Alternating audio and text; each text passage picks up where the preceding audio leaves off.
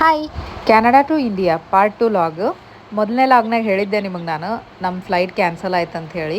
ಮೊದಲು ಹೇಳ್ತೀನಿ ನಾನು ಯಾವ ಫ್ಲೈಟ್ ಬುಕ್ ಮಾಡಿದ್ವಿ ಅಂತ. ನಮ್ಮದು ಬ್ರಿಟಿಷ್ ಏರ್ವೇ ಬುಕ್ ಮಾಡಿದ್ವಿ ನಾವು. ಎಲ್ಲಿಂದ? ಕ್ಯಾನಡಾಯಿಂದ UK ಲಂಡನ್, ಅಲ್ಲಿಂದ ಬ್ಯಾಂಗ್ಳೂರು.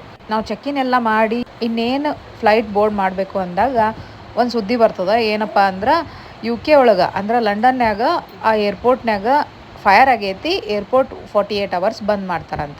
ಹಾಗಾಗಿ ಯಾವುದೂ ಫ್ಲೈಟ್ ಅಲ್ಲಿಗೆ ಹೋಗಂಗಿಲ್ಲಲ್ಲ. ಹಾಗಾಗಿ ನಮ್ಮ ಫ್ಲೈಟ್ ಕ್ಯಾನ್ಸಲ್ ಆಯಿತು.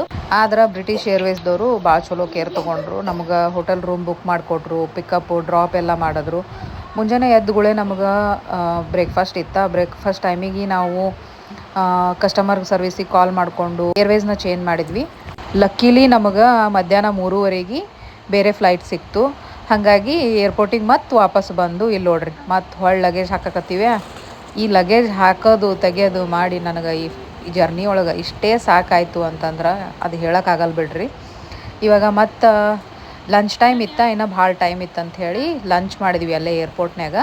ಚಲೋ ಊಟ ಮಾಡಿದ್ವಿ, ಊಟನೂ ಚಲೋನೂ ಇತ್ತು, ಟೇಸ್ಟು ಚಲೋ ಇತ್ತು. ಇನ್ನೂ ಟೈಮ್ ಇತ್ತು, ಅನನ್ಯ ಸ್ವಲ್ಪ ಪೇಂಟಿಂಗ್ ಮಾಡಿದ್ಲು. ಅದಾದಮೇಲೆ ಬೋರ್ಡಿಂಗ್ ಟೈಮ್ ಆಯಿತು. ಫೈನಲಿ ಅಂತೂ ಇಂತೂ ನಾವು ಫ್ಲೈಟ್ನ ಬೋರ್ಡ್ ಮಾಡಿದ್ವಿ. ಇಷ್ಟಕ್ಕೆ ಮುಗೀತಾ, ಇನ್ನು ಫ್ಲೈಟ್ನಾಗ ಅಷ್ಟೊತ್ತವರೆಗೂ ಕೂಡ್ಬೇಕಲ್ಲ. ಆ ಎಕ್ಸ್ಪೀರಿಯನ್ಸ್ ಹೆಂಗಿತ್ತು ಅಂತ ಹೇಳಿ ಮುಂದಿನ ಲಾಗ್ನಾಗ ಶೇರ್ ಮಾಡ್ತೀನಿ. ಬಾಯ್.